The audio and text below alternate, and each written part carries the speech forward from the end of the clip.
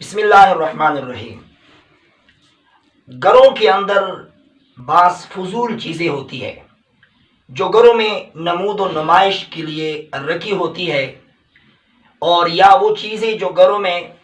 رکھی ہوتی ہے لیکن وہ استعمال میں نہیں آتی، تو ایسی چیزیں وہ قربانی کے نصاب میں ان کی ملیت کا اعتبار کیا جائے گا۔ اسی طرح وہ چیزیں جو استعمال کرنے کے بعد یا پرانی اور خراب ہو جانے کے بعد گھر کے ایک کونے میں رکھی ہوتی ہے اور عام طور پر وہ استعمال نہیں کی جاتی،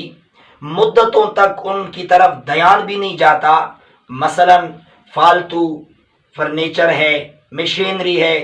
اور غیر ضروری لباس ہے جو گھروں میں فالتو پڑا ہوتا ہے، ان سب کی مالیت کو قربانی کے نصاب میں شمار کیا جائے گا۔